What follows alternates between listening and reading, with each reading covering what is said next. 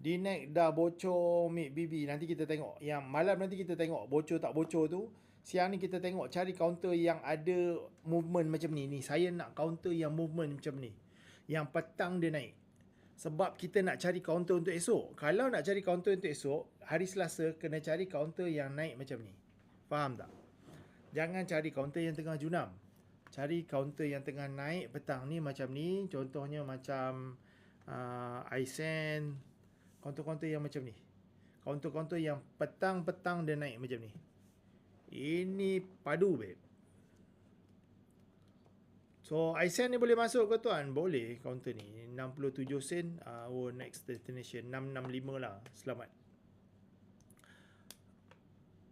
Macam mana cara nak buy on dip tuan? Kena ada tahu nak beli dekat mana dip tu. Dia jangan deep sangat dan dia jangan terlalu lambat sangat. Thank you pada anda yang baru join. Assalamualaikum warahmatullahi wabarakatuh. OGX. Macam ni yang ni dipanggil sebagai tangkap pisau.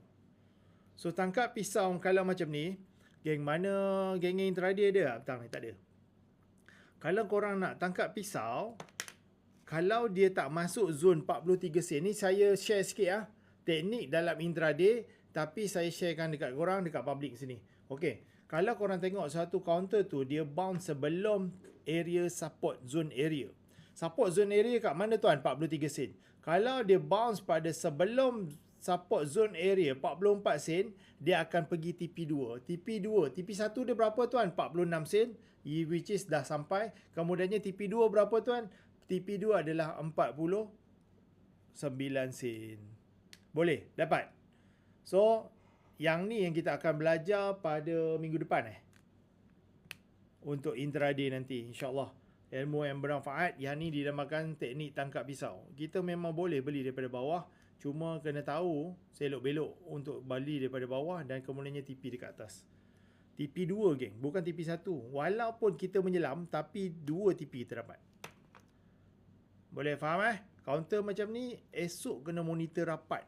Kalau boleh screen korang tu melekat kat muka tu punya rapat. Boleh? UUE.